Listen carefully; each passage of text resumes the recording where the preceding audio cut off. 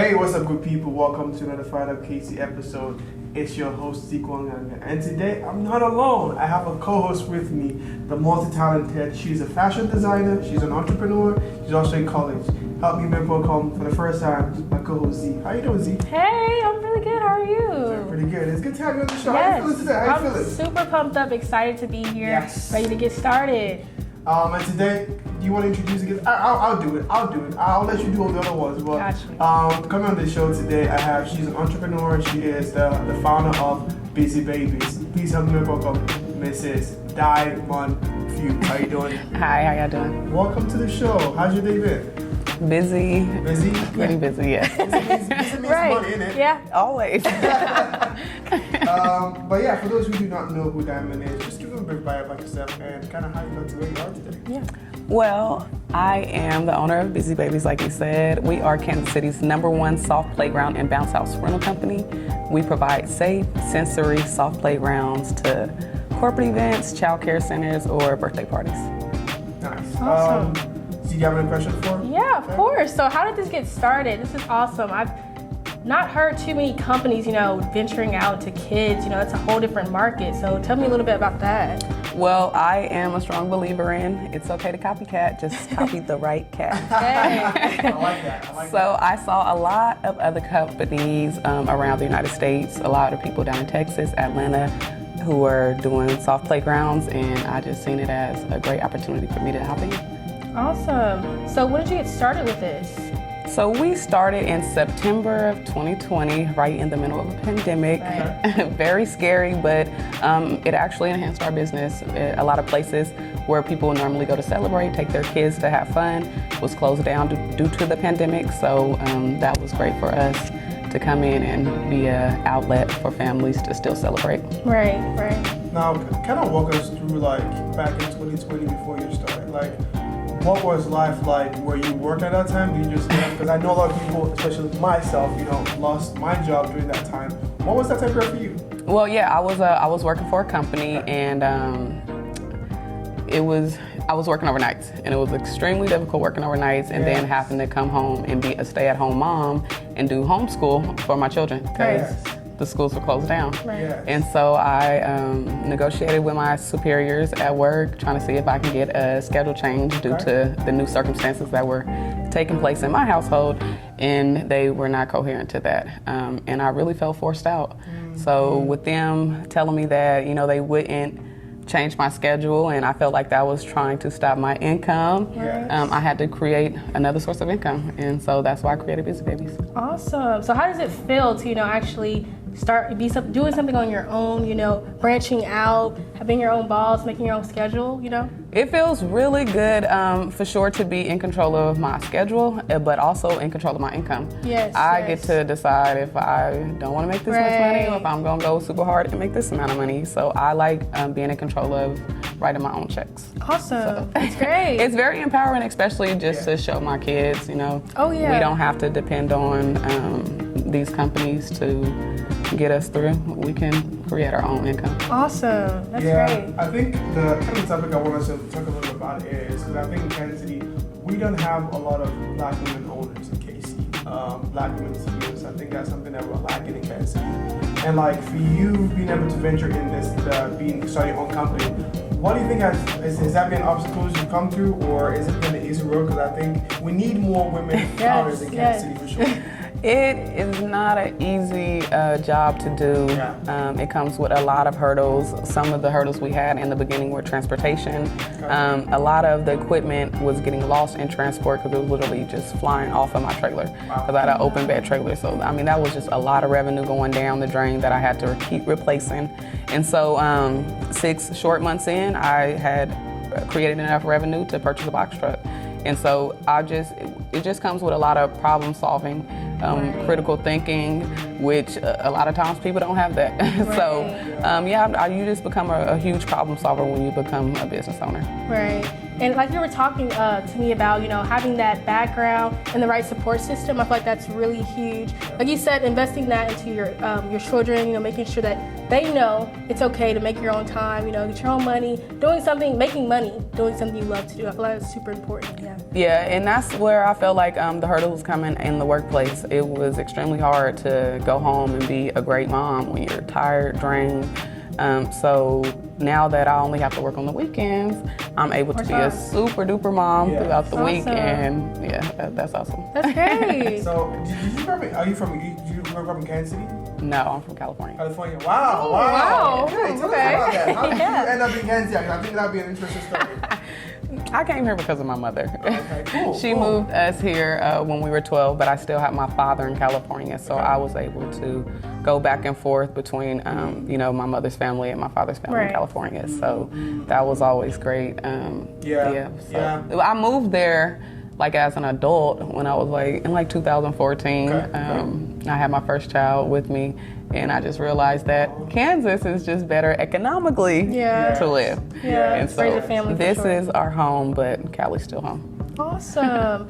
Go ahead. Oh, that's great. I just want to talk about the market. Like we were talking about, venturing out. This is like a new, thing with COVID and stuff like that. I feel like it's a great time, for people to be more sanitary and stuff like that. It's a great time for your business to, explode and brand out. So I just want you to talk about, how during the week, your schedule and stuff like that, working with different organizations and childcare centers and stuff like that. Okay, so we do a lot of volunteer work through the Church of Scientology. So most of the time, Wednesdays and Thursdays, I'm down at the food drives, passing out food with other entrepreneurs, just trying to give back to our community. And then throughout the week, we do like to book through childcare centers, our services for childcare centers, just to make sure that these children are also getting the child development benefits that our equipment gives. Like our ball pits, they're not just fun, but they teach the kids their colors. It's great for hand-eye coordination. It's great to enhance motor skills.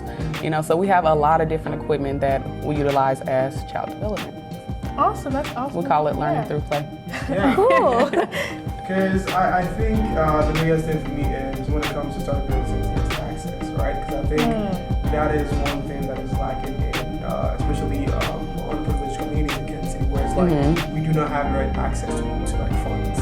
I was talking with a friend of mine today. I was having coffee with him, and he was talking about how can we start helping the east side of troops in inclusion. It's not just dumping $9 million. It's saying, hey, we have all these mentors that have done business. We can send the mentors to go in and kind of see how to allocate those, funds and be able to help grow and not just dump money. Because I feel like they say, give a man a fish today and come back tomorrow and teach him how to fish. All right. Right, you eat for life, for sure. Right? For sure. I want to actually follow up on that too. That comes with education. We have to educate, when we get the funds, what do we do with it? Making sure we're using the resources that are available, knowing where they are, how to use them, stuff like that. It's really important. I feel like that's a lack. When it comes, funds would be great, but knowing how to get those funds, how to obtain them, stuff like that's really important. Well, that's why I love organizations like AltCap. They're currently doing a grant, giving entrepreneurs a chance to earn some money. Awesome. We are one of the top 10 finalists for that. Let's go. Congrats. So super excited about that opportunity. But another great organization is Kansas City Give. Now they put right back into the Black community entrepreneurs.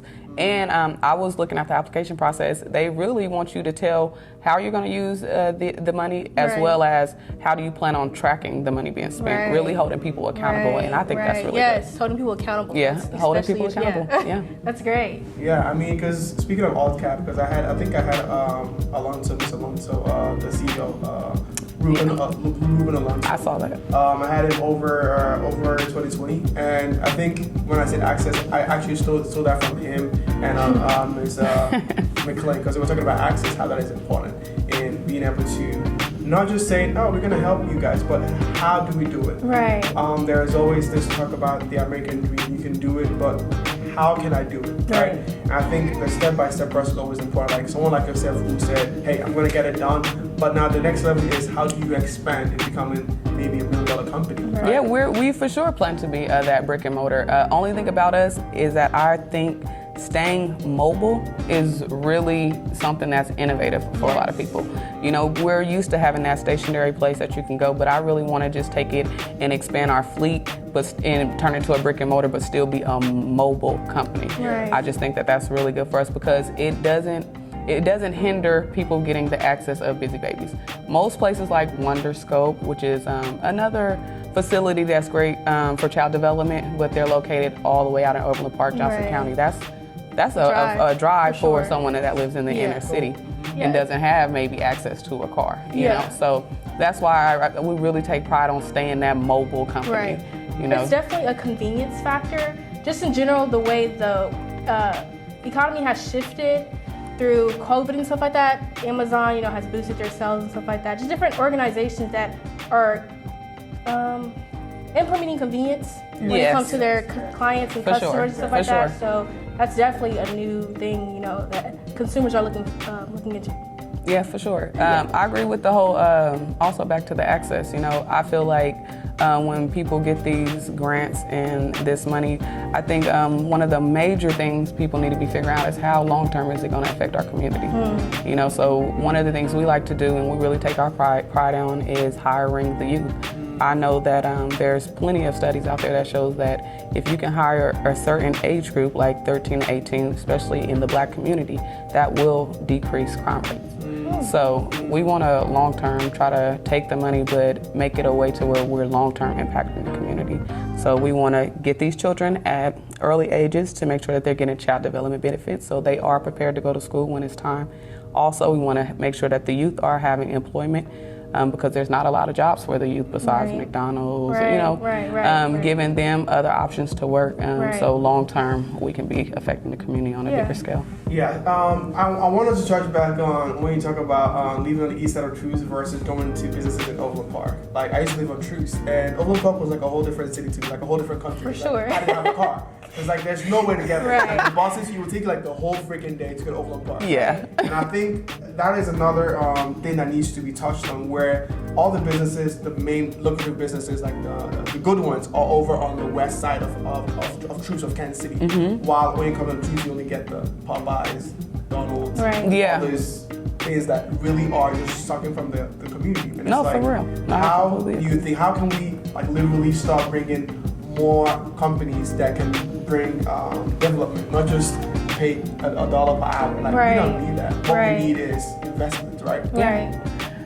I mean, it's hard, you know, because I really feel like it's not enough business owners that are really worried about the impact of the community necessarily, but more impacted on how their own personal account is going to be affected. So until we can get more peers and colleagues that, you know, have that compassion for our community, you know, we see it all the time. A lot of our people receive money and increase their income, and then they move to another neighborhood where their taxpayer money is not going to benefit the neighborhood that they was brought up in. You know, and I get it. You know, you want better schools and everything for your children, better grocery stores. But that's when we have to be at the city halls and demanding that. Us running from the problem is never going to be the solution. That's definitely true. Like you said, it starts with the youth, you know, making sure that we have those right mentors, the right education, you know, even going to school every day. They take in all that stuff, and it definitely turns in over time to affect them, you know, in life, the decisions they make, even entrepreneurship. I feel like having that, right, like we talked about, support system. Like, I grew up in a house where my mom, dad, it was all business, you know, making sure that, you know, doing something you love to do and making money off that. I feel like that starts at home. For sure. And with our youth. So I feel like starting there is a great starting point when it comes to impacting and changing our community. So I feel like that's a great point. Well, I have a nonprofit organization called Playhouse Visions, where we go out to the youth, still in that 13, 18 bracket, and we teach them to make vision boards. Vision boards changed my life. I have a vision board from like 2016. Everything on there came to life. Awesome. My BMW, my house, my kid, like everything on there. And I don't have a squeaky clean background. At the age of 19, I was a felon. You know, I was a high school graduate, had a felony. A lot of people thought I ruined my life. You know, I had to stay determined and know who I was and know that this was just part of my journey, you know, and it really was. I would never go back and do it again. I'm an ex-felon now. I got it expunged, and I've obtained a college degree. That's great. But it for sure enhanced me to be an entrepreneur. I really want to talk about a lot of things. First, I want to touch on the vision board. I need to get a Lambo, so I need to put that in. But I think what Z was saying, it takes one, see one, do one. Right. It takes one to do it and another person see them do it. Right. Yeah. That cultivation of culture where, for me, my dad was an entrepreneur, and that's why still today, I don't see myself doing a 9 to 5, but that's why I'm doing this, right? Yeah. And then your parents were doing that, for sure. right? And then it's like, you are gonna be the one to show your kids. Like, if they see you doing that, it's like, it's gonna inspire them, right? For sure. Now, I want us, you can touch on that too, but I want us to touch a little bit about your being able to be in high school, and what was that for you? What kind of determination that you have to go through, your mindset, to be able to push you in a position to be like, yo, I can see make stuff happen? Because I know a lot of people go through that and they never make it out to start your own business. Well, you know, it was breaking generational curses. That's always been the push behind me. You know, my mom was a high school dropout. She was pregnant at age 16. Yeah, she still obtained to be a homeowner, to build a business for herself, you know, still flipped it all, but I just wanted to try to change the cycle. And so I didn't. I graduated high school without a baby on my hip, you know, that broke one of them. Yes. But then I caught a felony, and that was really a big burden on me. It felt like having a baby on my hip, you know, so I, once again, was just faced with, okay, I got to figure this out. I got to break another curse. So what can I do now that I'm in this position? Education, go to school. Yes. So while my friends are out having fun, I'm at the college, going to school, trying to obtain some education. I got my degree. I ended up getting my felony expunged like a month after I graduated, you know. That's great. And then I had learned so much from all the crappy jobs I had to take being a felon. I remember at one job, I was standing there like doing my work, and they had me selling these baskets from Uganda. That's what they said, you know. But I'm selling these baskets, and I made like $200 in like an hour for them. And I'm like, wow. Right, you start seeing it. Yeah. It starts to make sense. By the end of the day, I'm like, hold up, damn, this is my salary for the week. Right. But I gotta come back for 4 more days and do this horrible job. Right. And I was like, yeah, I can't. I'm gonna be a business owner. Yeah, that makes sense. Yeah, putting yourself in that position is really important. I feel like with our youth, you know, going down there, you know, having them see a business owner, you know, daily lifestyle, what that looks like, what kind of inspired them to kind of, you know, get those gears moving and figure out what needs to be done. Because, you know, it's definitely a difference when it comes to working a job and, you know, being in control of what you do and what you can't do. And I just grew up with like a lot of people who hustle. Like my dad sold cars. You know, so when you just see like, man, they living good. Right. You know, I think I'm gonna go that route. How do I get there is the question. Exactly.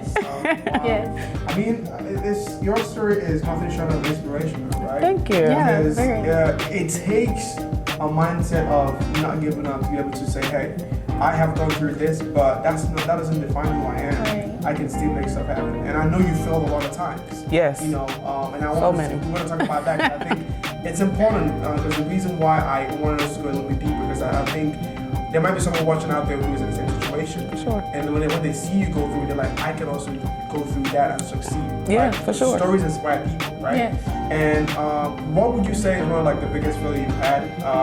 And I would say probably maybe being a fellow was probably one of it. Yeah. And like kind of like walk us through that. So when I called my felony, it was depressing because I went to apply for a job that I normally would have got easily. I mean, they offered me the position. Okay. It was at Blue Cross Blue Shield, customer service rep, and I'm like, okay, cool, let me get on my feet. And the background check came in, and it was like, eh. And that was the first like, oh my God, okay, so this is what this is gonna do to me. Then one time my grandmother, she was the one who told me that you ruined your life. And I almost let her plant the seed. Because that's what happens in a lot of black families. Their kids are brought up being talked down to repeatedly. Right. You remind me of your daddy. You ain't gonna be nothing. You got a horrible attitude. Life's gonna be hard. Right. This is what you can grow up hearing. And I call it casting spells. But she said that to me, and it almost hit me. And then I was like, I stopped her and I said, my life just getting started. Right, I ain't doing nothing. Right. Shake it off. Shake it off. You know what I'm saying? I said, watch. I'm gonna be great. Right. Watch. Right. And my mom, she planted an amazing seed in me. She said, Diamond, have you noticed every goal you set, you accomplished? Wow. And that was like a domino effect. I was like, oh my God, you're right. Right. Keep setting these goals. And that's why I take pride in, I write goal lists, I do my vision boards. I take pride in that stuff. It keeps me focused on what I'm really trying to obtain. Awesome. Yeah, staying true to yourself, that's super important. For and sure. telling yourself what you want to hear. Affirmations. Oh my God. Speaking it into existence. Yes. For sure.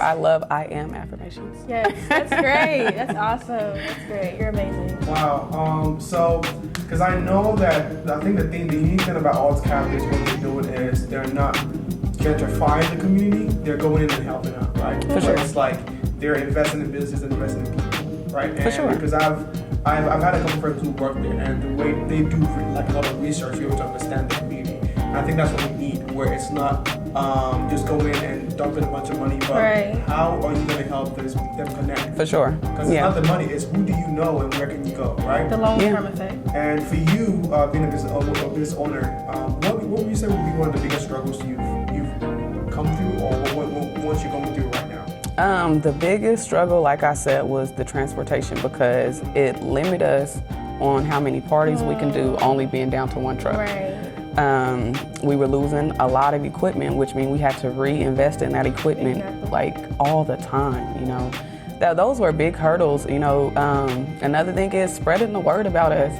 We do not do paid sponsorships. We spread the word about Busy Babies coming on platforms like yours, asking friends and family to share, and just using social media networks like Facebook and Instagram. Like that's how we stay booked and busy. So just trying to get creative on how to get my customers, that was a hurdle. And then just like I said, getting my stuff to parties without losing them. Then we invested in our box truck, and then we had a horrible problem with the box truck. I mean, we just always coming to a hurdle and then just getting creative. Yeah. Getting over it. For sure. Most of the times it costs money, but you have to spend money to make money. You have to invest into yourself, into your business in order to receive the outcome.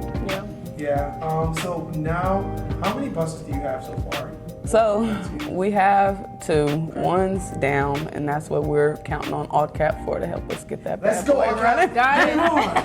Let's get it, because we want to, right now we can only do about 6 parties a weekend, and once we have 2 trucks, now we can do 12 parties a weekend. That's more employees we can employ, and that's more children that we can reach. And long term, that's more revenue we will make. Yes. Yeah. And I want to say this to you, because I think there's a thing about doing the best you can, no matter who's watching, right? That's right. Because quality is important. Yep. Oh, yeah. Because the way you present yourself when one is watching is going to be the same way you present yourself when opportunities come. And I like the way you're branding yourself, because when someone sees what you're doing, they want to see, is it unique? Are they serious? Can they show up on time? Right. And I like the way you do that, because you show up and you say, yo, I'm branding myself as this person. And I think it was Joshua Lewis who was telling me that in today's entrepreneurship culture, most people tie the business with the owner. Yeah. Because you become the face of it. Yeah, you're the correct brand, for sure. And the way you put yourself out there, it's like, yo, I mean business and I can take care of it. So I think that's something that people can learn from you, being that if they want to start a business, you have to be able to consciously know that this is going to be you, and it's not someone else's business. It's not about the money. It's about what value can you bring. Yes, for sure. Right? Yes. So I think honestly, I hope that your business becomes like a brand name, because it's household name. Name. That's what we are trying to become. I know it's going to take a lot of work, a lot of consistency. Everything I'm doing now, I feel like I need to keep doing it and maybe bump it up even a little harder. Turn up the notch a little bit. A little notch. What my cousins say, keep my foot on their neck. Yes, so yes. That's what I'm doing. That's awesome. So what are some business goals, that can also turn into personal goals? So what are some things that you're wanting to reach, do? You know what? I want to open up more businesses. I really feel like I'm a serial entrepreneur. I'm not just a business owner. I'm a serial entrepreneur. I'm gonna be dabbling into everything. Every little thing. So you'll never know. You come in somewhere and it be me behind there. Hey, there's nothing wrong with that. Getting those multiple streams of income is super important. I think so. Yes. Yeah, I think so. Also, there's one thing I've noticed in Kansas City is there's a space of entrepreneurship leadership when it comes to Kansas City. There's that, like, if you get into that ecosystem, you get connected. Oh yeah. Oh yeah. Like, it's like that's another thing. I think I don't know who I was talking with. I think it was Kareem at Kansas City Black Magazine. And we were talking about how the red lining it has moved from being on the ground to the airspace, right? Where if you can cross over to go to the side where there's more resources, you're gonna be left out, right? Right. And you're making that step into that sector. Because coming on this show and going to other shows will definitely expose you to the people that need to see what you're doing. For sure. Expand it, right? Yeah. So you're doing it right. That's what I'm saying. Yeah, I feel like I tell people all the time, like the best thing about me doing Busy Babies is the connections I've met. I've met other business women, other businessmen that now are friends. Yes. I mean, you can't pay for the game that they give me. I tell them, it's what you tell me is priceless. 100%. So I love connecting with other entrepreneurs, and it feels like I'm in a secret club. Yeah, you're not alone, for sure. Yeah. They understand you. Yeah, we got us like a pack. Yeah, We that's all know, awesome. it's like we know each other's struggles, so Yes. we can relate a lot more. Exactly. Well, anyways, thank you for coming on the FIREDUP Casey show. Yeah. No problem. Thank you so much for having me. It's an honor to have you. It's definitely, man. I think I'm inspired. Like I have goosebumps just listening to your story. Yeah. Thank you so It inspires much. me to keep pushing because a lot of people need to see what Casey has to offer. Right? Because you have a lot to offer, but it seems like no one is showing it. So That's right. But thank you guys for coming. So how can people get in touch with you if they want to book your business or see what you got going on? All right, so you can go over to busybabies.com. That's BIZZYBABIES.com. Always give us a call at 816-328-8029. Don't forget to check out our Facebook and our Instagram, Busy Babies KC. Awesome. Finally, I want us to play a quick game. I have a game section, but this game, I'm gonna call it Who Should I Go To? Okay, let me ask you, who should I go to in KC if I need to get sponsorship, or if I need to get fund, if I need to get access to what to do in Kansas City? Take what I do? Yes, exactly. Let's say someone out there is watching and saying, how do I get access? Who do I meet? Who do I talk to? How were you able to get to all cap? Like, how did you know about that? How did Okay. What are your secrets? Okay, let me give you all the secret. So, I'm a part of a group called Determination Inc. Hi, y'all. Hi, Kyle. Exactly. Determination Inc. They help ex-felons or felons who are business owners. Wow. So they do this program called Rise Up, where they give us like a $1,500-$1,600 grant. Okay. And then they give us resources. We get on and we have weekly meetings where I got a whole support group behind me now of people who were felons or ex-felons and are in the business. So he brought the opportunity to me and the rest of my colleagues, and we actually did like a practice pitch, and then they actually shot the video for me, and he helped me out all the way. Wow. That's great. See, that's the juice right there. That's what I want to get. So it's like you just gotta literally just look for nonprofit organizations. Another great place is LinkedIn. They're great. LinkedIn definitely. Right. That's the hustle part right For sure. there. But yeah, and do you want to add Z or? I'm just really excited. I like to see business owners, women, of color, doing something, wanting to inspire others, educate others, and not, being selfish with their knowledge, what they know, and stuff like that. So it was so great meeting you. I'm so happy that you came on the show. Thank you so much, y'all. Thank you for having me. Thank you. It's an honor to have you on. But for those who are watching from home, wherever you are, office, thank you for tuning today. It's another FIREDUP KC show. You know what to do. Go to FIREDUP KC on YouTube, Spotify, Instagram, LinkedIn, Facebook, and watch this show. And don't forget to go to Roku and Kenyon TV Network. And it's your host, Zeke and my co-host, Z, hey. Thank you for tuning in, and thank you for watching our guest Diamond today. Yes. Sharing some juice, so you guys have a good one, and hey, know what to do. Don't give up and stay fired up. See you in the next episode. Bye-bye for now.